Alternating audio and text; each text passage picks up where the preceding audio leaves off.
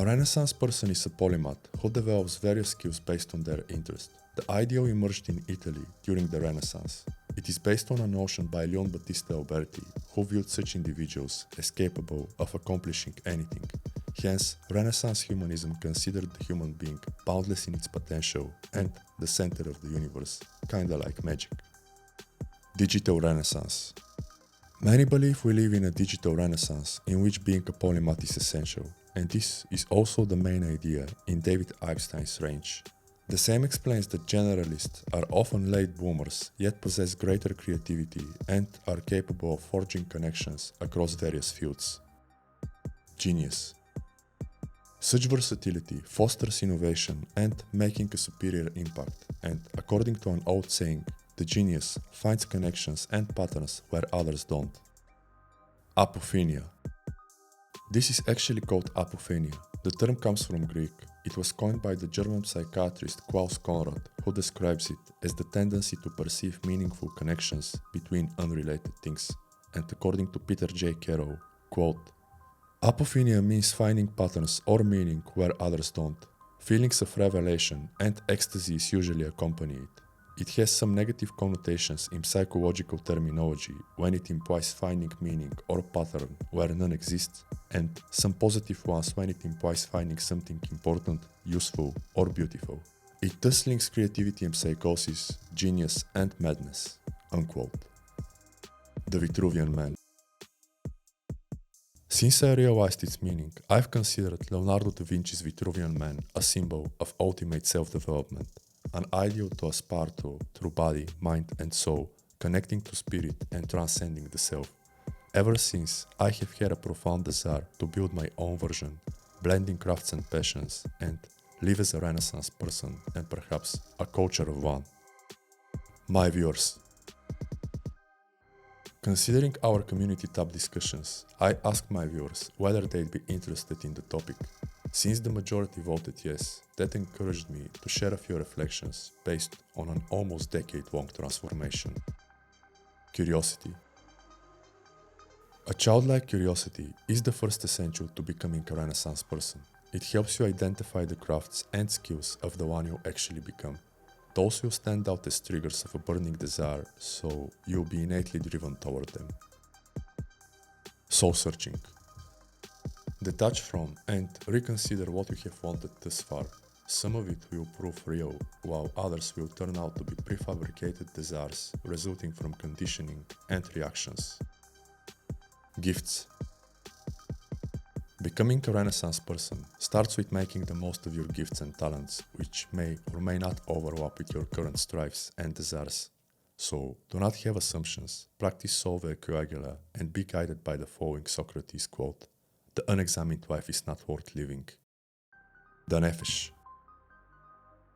Coming to terms with your Nephesh or animal soul is paramount for your curiosity, and besides containing your inner child, that sources your psychosexual energy, letting you stay curious and committed to improving. Something you can do from the get-go is devote a few minutes daily to connect with your inner child, relaxing and calming them as best as you can. Hypnagogia. You can do that in a combination with rhythmic breathing and or right before falling asleep or fully waking up. And the reason is that at those times, the body enters what's called hypnagogia or hypnagogia. During hypnagogia, the barriers between the conscious ruach and the subconscious nephesh are significantly loosened. So this is one way to help your inner child become more of a conqueror, which is mandatory for building various crafts. Time, energy and space. Being a Renaissance person is about diversifying your skills, and this requires time, energy, and mental space. Before habits and routines, I suggest using the mighty devices of proper nutrition, OMAD, NoFap, and bodybuilding, and also limiting your exposure to junk media. Immediate change.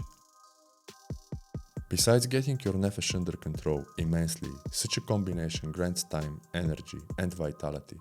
Furthermore, it promotes neurogenesis and balances dopamine, vital for the polymath, as building new skills and habits demands new neural connections and likely spending time alone without seeking cheap dopamine. One by one.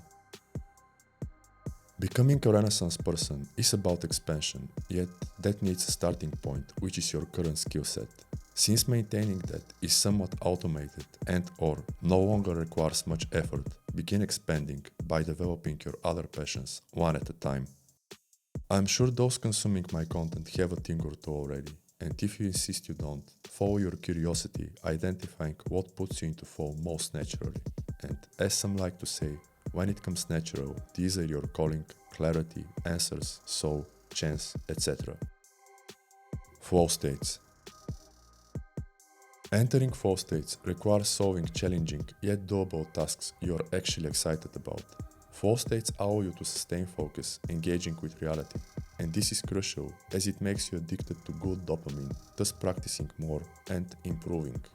According to the book Ikigai, different activities make different people flow. For some, these are more physical, for others, they are mental or a little bit of both.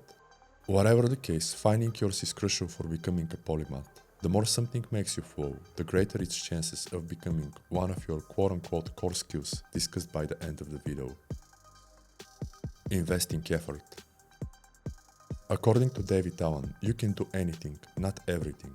And rather than being discouraged by that, the aspiring polymath should take it as a practical advice. Willpower, time and energy are limited, and you can only do so much in a day. Your best hours.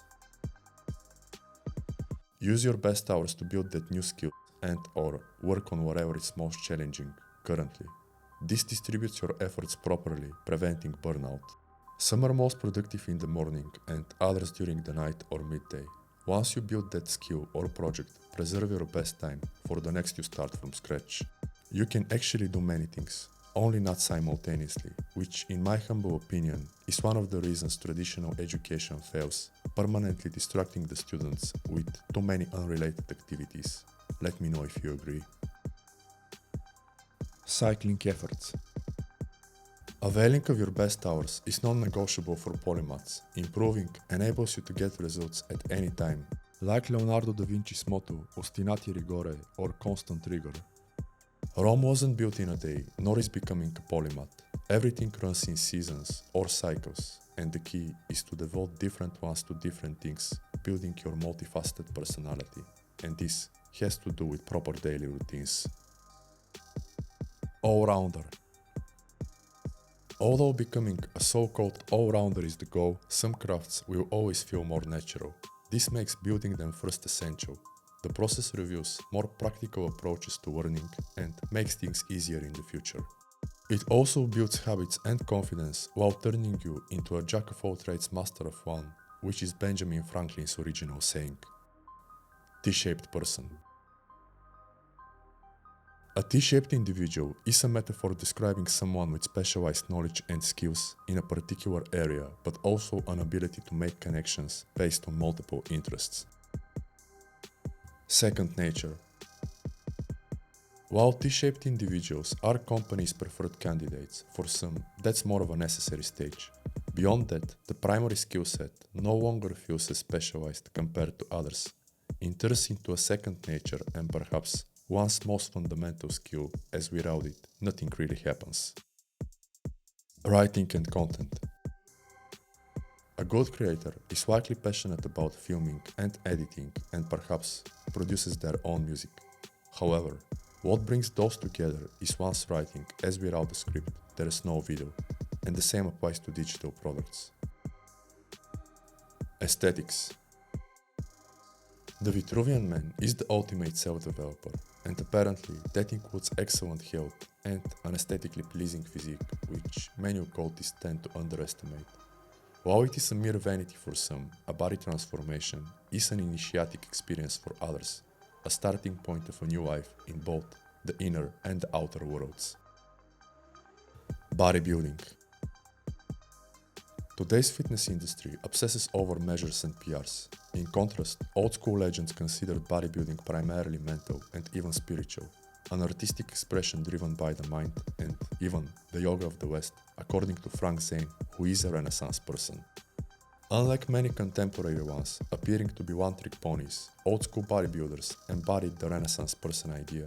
They were/are artists, poets, musicians, actors, writers, yogis, and even biohackers by today's standards. Tangible results. Bodybuilding might become one starting point as it teaches habits, routines, and discipline, all vital for the polymath. It also causes changes to occur in conformity with will exceedingly tangibly. It really is no wonder why most internet polymaths are into bodybuilding. Bodybuilding can be a gateway to personal development, philosophy, psychology, entrepreneurship, and even magic, facilitating one's transformation into their version of the Renaissance person. Effort is not free. Effort is free is the motto of a well-accomplished logo designer I follow on IG. Yet, with all due respect, I humbly disagree. The hours you spent learning to code cost those you didn't improve your writing. The ones you devote to graphic design or making music are compensated with no BJJ training.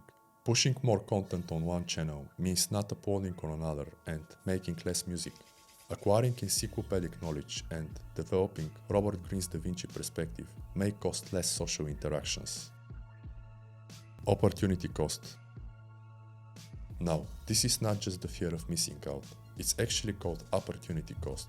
The term comes from the finance world and was adopted in psychology by Barry Schwartz. And according to Investopedia, quote, opportunity cost is the potential foregone profit for a missed opportunity, the result of choosing one alternative over another, unquote. Negotiation. Apparently, your effort as a polymath is really not free, and the more talented you are, the more likely you have to deal with this using internal negotiation. This is where the ability to prioritize and cycle enters the picture, and while you may or may not have a complete unification of the aspects of your soul, learning to make them agree is crucial. Fighting regret. In his Paradox of Choice, Schwartz explains that regret is a highly destructive feeling. Freeing yourself from it as a polymath is just as essential as your interests. Scheduling, mindfulness, and meditation are great for starters. Also, designing your routines so you have no regrets. Occultists. Occultists have the option to align their workings with the traits and skills they currently build. This increases the probability of succeeding more efficiently and minimizes potential regrets. Let me know if that resonates. Money. It is common for artists and occultists to deem money evil. Actually, money could play a vital role in becoming a Renaissance person, and often, the more talented and curious you are, the more it does. Tools, resources, supplies. According to Leonardo da Vinci, learning never exhausts the mind. According to me, you should be able to provide that. Being self-taught is essential, yet investing in quality resources saves precious time, provides know-how, and facilitates progress. Whether it is courses and access to information in form of subscriptions, equipment/gear, software, drawing supplies, etc. Like your effort, these are not free. And the same applies to books and others for those considering themselves of the quote-unquote more philosophical/intellectual type. Furthering your development. It is crucial to figure out ways your crafts actually make you money, supporting your lifestyle and furthering your development. As I like to say, if following your true will doesn't eventually lead to a stage of it taking care of you mentally, physically, and financially, you likely don't follow your true will. Common sense. Say you've upped your skills, etc., and now can benefit from better tools/weapons of labor. Being able to afford those allows the free expression of your white praya in asaya, the physical. The opposite restricts it, and the more different crafts you have, the more that is true. Let me know if you agree. Different skills. Polymaths can often categorize their crafts in two groups. 1. The core crafts you master, capitalize off, and stand out with. 2. The supplementary ones, which you also practice, though less frequently, due to them being extremely rewarding. The second group is also important as it increases excitement and prevents burnout and boredom, so to an extent it fuels the primary ones. Plus, according to numerous studies, some of which are included in Epstein's book, such so-called distractions can improve overall performance in the long run. Example. Practicing data structures and algorithms, Hod, tends to make my writing more concise. In the same way, weekly practice on my turntables increases my overall excitement, as scratching was my original passion and love. Plus, it keeps me in shape for when I'm going to actually record. Netzach and Hod. I also found that overdoing the first inevitably results in some of a need to engage with the second, and if I don't, my ability to synthesize short messages may actually decrease. The same applies to too much writing and content creation in general and no music making. Apparently, Hod structures and organizations are fueled by Netzach's passions and desires, becoming Nefesh's instincts. Patterns and dynamics. Whether you attribute them to the Tree of Life, recognizing such patterns can be of excellent service to any polymath, initiating and availing of them through ritual, essential to the occultist. Rituals. Based on personal experience, being a polymath has a lot to do with two things: expansion and organization. Given that, working with the function pillars, especially Jupiter, Hesed, and Mercury Hod, might prove indispensable to many. Second, I'd put Saturn Bina, Mars Gebora, and Netzach Venus to help make the right choices, cut out crap, taking time and space, and develop the right things at the right time. Then the paths of the zodiac to bring the appropriate characteristics aligned with one's goals and crafts. Alone. Becoming a Renaissance person will likely imply spending a significant amount of time alone. And for those who resonate but struggle with it due to boredom, I offer the following. Learn to be interesting to yourself and you'll never get bored. This was the piece of advice my mom gave me whenever I got bored seeking cheap dopamine and meaningless interactions. 3 decades later, I consider it one of the best self-help pieces of advice I've ever received. And what do you know? The more you become a polymath, the less you need hearing it. Jack of all trades. According to Shakespeare, a jack of all trades is a master of none, but oftentimes better than a master of one. The more we move into the future, the more that holds true. If the new on is really about self-sufficiency and permanent growth, then being a Renaissance person is indeed mandatory. This is evident in the paths of content creation, soulpreneurship, and personal brands, all intrinsic to the information age. Like the future, these carry uncertainty, yet as the future unfolds, such careers increasingly become the surest path to sovereignty and self-sufficiency, and apparently, they all require forging cross-connections between a broad spectrum of skills and fields. Seemingly unrelated, each of the latter has a special contribution to the person's unique vision, brand, and version of the Renaissance person. But that's just my opinion. Let me know if you agree, check my products and books, and thank you for your time.